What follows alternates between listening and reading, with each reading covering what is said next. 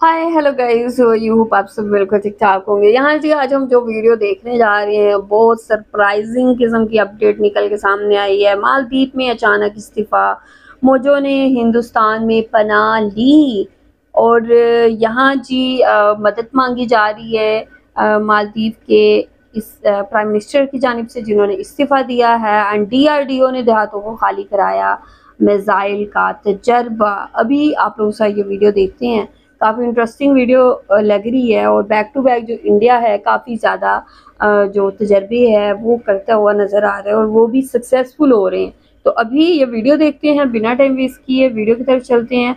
Video देखने से पहले चैनल पे नहीं हुआ तो चैनल को सब्सक्राइब और वीडियो को लाइक करें। सो चलते हैं, देखते हैं वीडियो, लेट्स गो। तो दोस्तों हम सभी जानते हैं कि भारत के डीआरडीओ का कोई दूसरा मुकाबला नहीं हो सकता कम बजट के अंदर वर्ल्ड क्लास टाइप की मिसाइलें तैयार करने को लेकर। अगर भारत के डीआरडीओ को प्रॉपर बजट दिया जाए और जितनी उन्हें अनुमति चाहिए होती है उतनी दे दी जाए तो एटलीस्ट मिसाइल के क्षेत्र में डीआरडीओ वो सारी कुछ चीजें कर सकता है, वो सारी उपलब्धियां हासिल कर सकता है जो कि कई सारे डेवलप्ड नेशंस आज तक नहीं कर पाए हैं। मिसाइल्स के क्षेत्र में डीआरडीओ का एक्चुअली कोई मुकाबला नहीं कर सकता, इसमें किसी तरह का कोई इफ एंड बट नहीं है। और यही कारण है कि कई बार मैं मजाक मजाक में भारत को मिसाइल प्रधान देश कह देता हूँ। तो इसी सीरीज में बताया ये जा रहा है कि डीआरडीओ एक बार फिर से कोई मिसाइल परीक्षण करने जा रहा है और इस बार की तैयारियां देखकर आपको लगेगा कि एक्चुअली कुछ बड़ा होने जा रहा है, क्योंकि जिस क्षेत्र में मिसाइल का परीक्षण किया जाएगा उस क्षेत्र में लगभग 2.5 किलोमीटर के रेडियस में जितने भी गांव आते हैं, वहां पर जितने भी लोग रहते हैं, उन्हें विस्थापित करवा दिया गया है। आप सभी को याद होगा कि आज से कुछ समय पहले भी एक मिसाइल टेस्ट हुआ था, उस समय भी कुछ इलाकों को खाली करवाया गया था।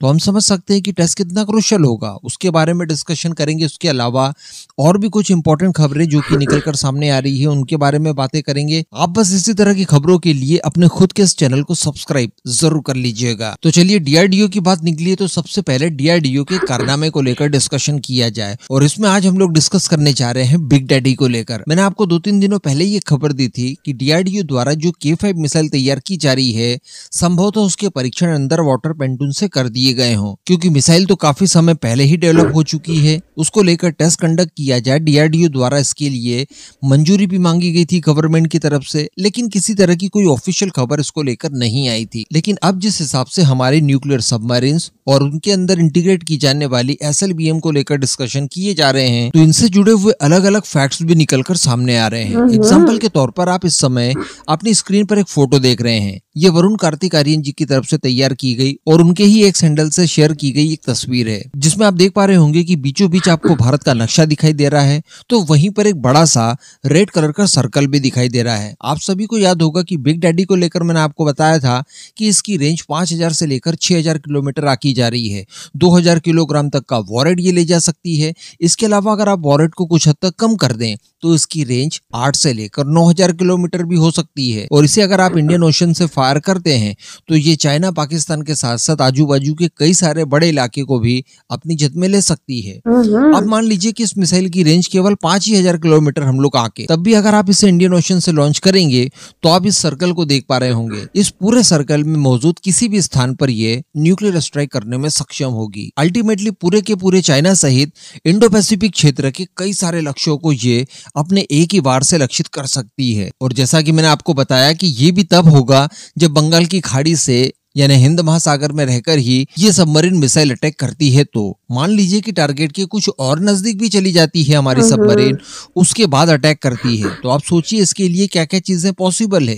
ये पृथ्वी पर ऑलमोस्ट कहीं पर भी स्ट्राइक करने में सक्षम होगी, क्योंकि यही तो एडवांटेज होता है SLBM का, सबमरीन लॉन्च बैलिस्टिक मिसाइल का, क्योंकि जितनी मिसाइल की रेंज है उतनी रेंज तो आपको मिलेगी ही मिलेगी। लेकिन आपको रेंज अगर इंक्रीज करनी है तो सीक्रेटली आप अपनी सबमरीन को टारगेट के जितना हो सके उतना नजदीक कर जाइए जल मार्ग से, कोई देख भी नहीं पाएगा। आपकी सबमरीन पानी के काफी अंदर रहेगी, उसके बाद नजदीक पहुंचकर फिर आप अटैक करिए तो कुछ हजार किलोमीटर आप अपनी सबमरीन से भी डिस्टेंस कवर कर सकते हैं। तो इस तरह से कोई बड़ी बात नहीं है कि आप इस मिसाइल को 5000 किलोमीटर होने के बावजूद 10,000 किलोमीटर तक भी स्ट्राइक करवा सकते हैं। तो अब आप समझ सकते हैं कि इस मिसाइल को लेकर इतना डिस्कशन क्यों होता है और वर्ल्ड वाइड इतनी सारी बातें क्यों होती है। और आप सभी को याद होगा पिछले दिनों चाइना द्वारा हमारी इन बैलिस्टिक मिसाइल्स को लेकर, इसके अलावा हमारी सबमरीन्स को लेकर एक आर्टिकल पब्लिश करवाया गया था और उसमें निंदा की गई थी कि ये ताकत किसी को ब्लैकमेल करने करने के लिए भारत के पास नहीं आई है, बल्कि इस ताकत के आ जाने के बाद आपकी जिम्मेदारियां और बढ़ जाती है।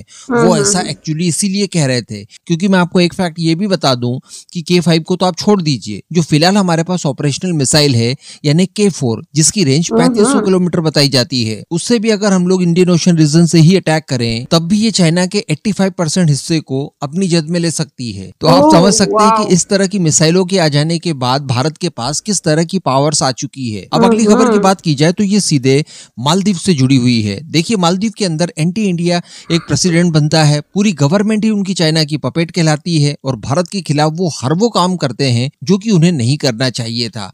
लेकिन आज की परिस्थितियां बिल्कुल बदल चुकी है। भारत से पंगे लेने की वजह से भारत द्वारा मिलने वाली मदद में भी काफी कमी आई है। इनके बजट से लेकर इनके इंफ्रास्ट्रक्चर परियोजनाएं तक भारत द्वारा काम अब उस स्पीड से नहीं किया जा रहा है जो कि पहले किया जाता था। इसके साथ साथ ये भारत से कई सारी चीजें लेते थे, लेकिन वो भी अब ये लोग इंपोर्ट नहीं कर पा रहे हैं, तो इन्हें ज्यादा दाम पे करके दूसरे देशों से खरीदनी पड़ रही है, वहां पर भी नुकसान हो रहा है। साथ ही इनकी जो कमाई हो रही थी टूरिज्म से, जो कि और भारत इसमें सबसे बड़ा रोल प्ले करता था, वो भी अब 50% से नीचे गिर चुका है।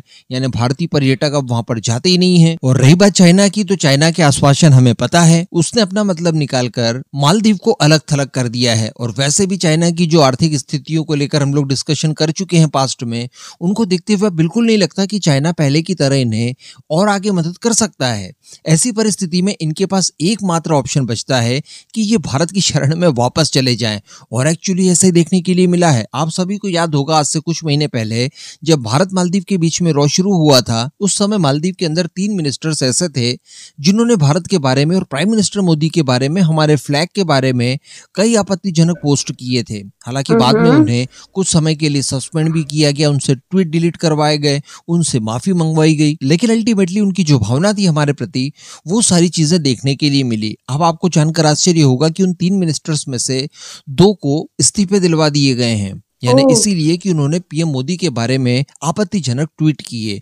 हालांकि तीसरे मिनिस्टर को लेकर अभी तक संशय बना है, लेकिन 2 से तो इस्तीफे ले लिए गए हैं। और ये सारी चीजें इसलिए की जा रही है क्योंकि सडनली खबर निकल कर ये आती है कि मोहम्मद मोइजू बहुत ही जल्द भारत की यात्रा पर आ रहे हैं। जी हाँ, वैसे हम जानते हैं कि मालदीव में जब भी नई गवर्नमेंट बनती है तो प्रेसिडेंट सबसे पहला विजिट भारत का ही करता है। लेकिन इस बार देखने के लिए मिला ये है कि मोहम्मद मोइजू द्वारा चुनाव जीतते ही पहले टर्की, उसके बाद चाइना का विजिट किया गया था और भारत का विजिट अभी तक पेंडिंग पड़ा हुआ था। हालांकि इन सारी चीजों के बाद भारत ने भी ज्यादा ध्यान दिया नहीं और हम लोग अंदर खाने अपने हिसाब से अपनी डिप्लोमेसी को आगे बढ़ाते रहे। तो अब ये खुद बाध्य हो गए हैं और एक तरह से कहा जा सकता है कि इन्होंने अपने आप को सेल्फ इनवाइट ही किया है भारत में। तो इसको लेकर आप अपनी ओपिनियन नीचे कमेंट बॉक्स में जरूर दीजिएगा। अगली खबर और आखिरी खबर की बात की जाए, जो कि DRDO के अपकमिंग मिसाइल टेस्ट से संबंधित है। तो ओडिशा टीवी की तरफ से बताया जा रहा है कि बालासोर के चांदीपुर में जो ITR है, जहां पर हमारी मिसाइल टेस्ट रेंज है, उसके आसपास रहने वाले 3100 लोगों को यानी 3100 लोगों को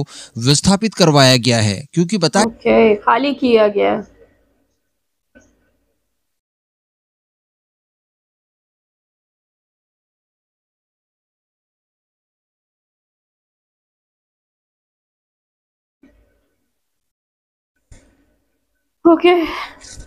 ओके जी, ये रिपोर्ट आप लोगों ने देखी है। यहाँ पे जी DRDO की टेस्टिंग जो वो होने जा रही है और उसके लिए बहुत बड़ा एरिया जो है उसको खाली करवाया गया है, ताकि कोई भी ऐसी चीज़ होती है तो उसकी वजह से कोई जानी और माली नुकसान जो है वो ना हो सके। तो यहाँ पे इन्होंने बताया कि जो मालदीव्स के बहुत अहम किस्म के 2 ऑफिशियल्स हैं, उनको जी फारग करवा दिया गया है, क्योंकि उन्होंने इंडिया के हवाले से आपत्तिजनक जो ट्वीट्स वो की हैं।